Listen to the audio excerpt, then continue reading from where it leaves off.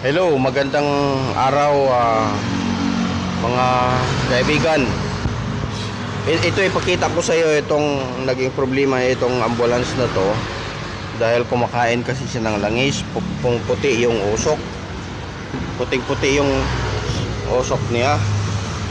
Ngayon, papakita ko ano bang dahilan bakit pumuti yung usok. So ang nakita ko mga kaibigan, itong turbo niya. Ito yung sa turbo. Ito makina. Ngayon itong turbo na to pag gumaandar, hinihigop ng turbo yung langis papunta sa tambot. So yun nga, umuusok siya. So ipapakita ko sa iyo paano siya paano siya tumutulo yung langis, hinihigop. Papandarin ko muna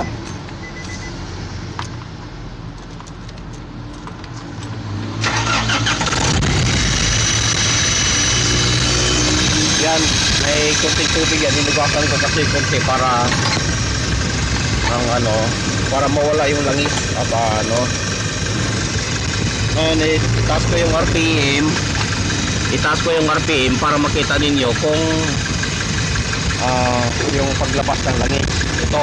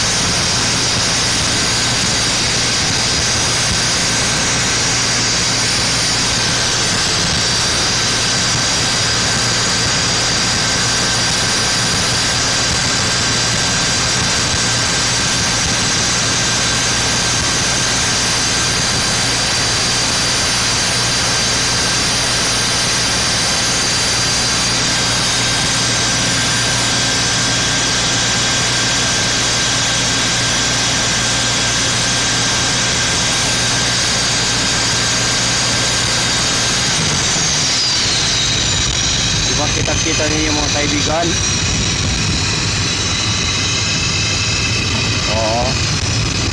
Ngayon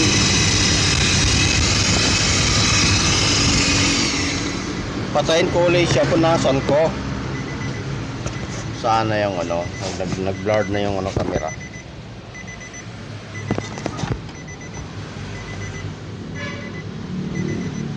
Nag-blurred na yung camera. Ano yung basahan ko?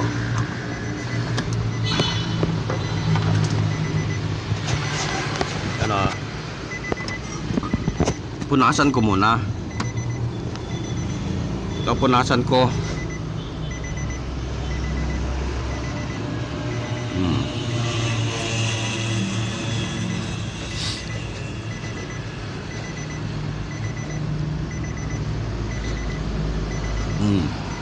Ngayon, malinis na yan, di ba?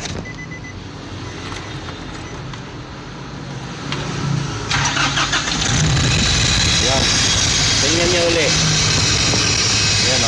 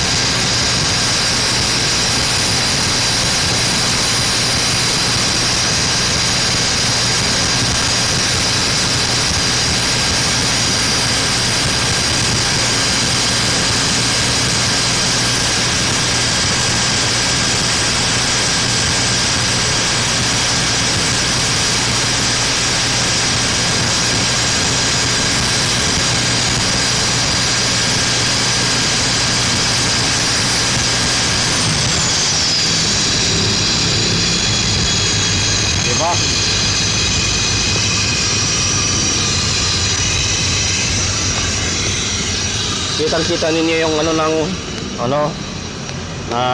makina.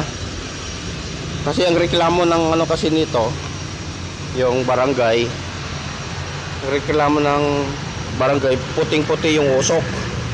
Ngayon, wala siyang usok ngayon dahil siyempre tinanggal ko yung linya niya yan eh. Yung tinanggal ko yung hose na papuntang intake. Ngayon, yun ang naging problema na yung sira yung turbo. Sira yung turbo niyan. Na hinihigop ng puting-puti yan pag nakakabit yun, pag revolution mo ng lalo lang matagal.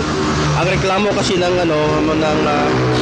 driver pag galing siya sa biyahe na malakas yung mabilis yung takbo. Doon siya syempre nahihigop niyan pag naka-high RPM, nahihigop niya yung yung langis. Pero pag low RPM lang, wala naman. Pag high RPM lang, yun yung naging problema niya. Yun ang problema.